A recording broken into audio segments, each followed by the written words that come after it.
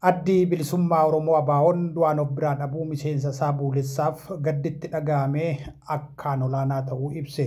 Jaal Girmaa Diidhaa Bayyanaa Baatii Muddee bara 1964 abbaa isaa obbo Diidhaa Bayyanaa fi haadha isaa aadde Jorroo Araddoorraa giddugala Oromiyaa ganda baadiyyaa mana bichuutti dhalate.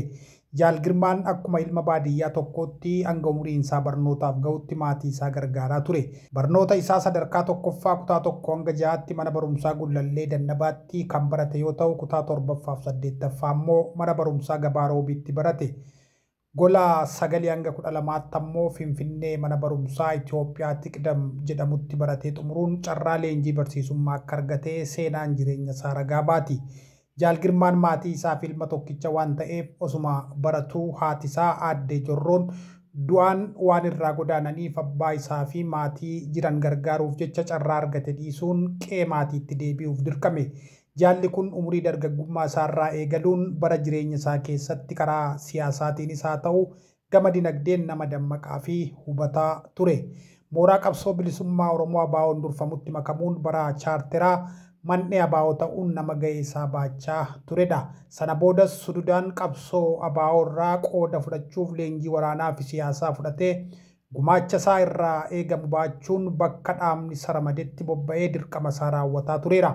Akka sanaan bara chaarteraa miseensota dhaabaa yeroo ce'umsaa yeroo wajjirri Gullallee cufamu miseensota hawwisoo baandii gadaa Jaalelfinesh Qannoofaa keessatti argaman karaa agarsiisuun kan mogorgeesse isadha. Galaa nyaataaf ta'us deemsa guyyaa tokkoof walakkaa deemuun geessaa fi akka ture seenaan qabsoo isaa ragaa baati.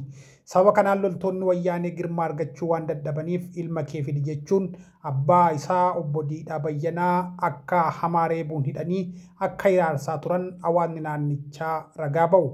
Innis erga namoonni inni geggeessaa ture sun bakka barbaadan ga'anii dirqama isaa baatee booda gara qe'ee dhaloota isaatti deebi'e. Sirna wayyaanee keessattis dararamaa tureera. Jaalli kun osuma sirnichaan dararamuu bara 1995 gaa'ila dhaabbachuun bultii jaarratee amma abbaa ijoollee 14ti. Erga bultii jaarratees ganda itti dhalatee keessa bilisa ta'ee jiraachuu waan dadhabeef bara 2006 gara magaalaa Sulultaatti galuun deddeebi'ee hojii qonnaa lafa baadiyyaa hojjechaa ture. Erga gara magaalaa Sulultaatti galees ciminaaf cichoomina inni haqa Oromoo irratti qabu waan beekaniif yeroo yeroon mana hidhaatti darbachaa fi dararaa akka turan hawaasni magaalaa Sulultaa ragaa ba'u. Jaal Girmaan bara 2018 yeroo hoogganni dhaabaa gara biyyaatti galu onaa Sulultaaf magaalaa Sulultaa irratti koree ta'ee nama hojjechaa turee fi magaalaa Sulultaatti gaafatamaa ijaarsaa ta'uun waggaa 2 hojjeteera.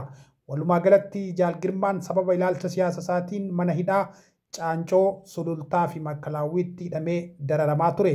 Jaal Girmaan gumaacha qabsoo bilisummaa Oromoof gochaa ture cinaatti hawaasni inni keessatti dhalatee guddate hojii misoomaa hojjetee dinagdeen akka fooyya'uuf hawaasni mana bichuu Sulultaa guutummaatti kan beeku bara 2003 waldaa misooma laga sibiiluu hundeessuun yeroo murtaa'eef dura taa'aa ta'ee hojjechaa tureera. Har'allee hojiin misoomaa inni gadi dhaabe sun kan jiruu fi hawaasni hedduun misoomicha jal'isiin hojjetamaa jiru irraa fayyadamaa jiru. Dabalataanis bara 2022 daandiin Sulultaa irraa ka'uun ganda baadiyyaa mana bichuu keessa darbuun hawaasa hedduu tajaajiluu akka hojjetamuuf nama dhamaa turedha. Jaalli keenya dhibee mana hidhaatti isa mudatee irra bubbulee irraa dandamachuu dadhabuun hospitaala Zawdituutti osoo wal'aanamaa jiru. Gaafa onkoloolessa 21 bara 2025 dhalatanii umurii isaanii ganna 62ffaatti du'aan addunyaa kanarraa godaananiiru.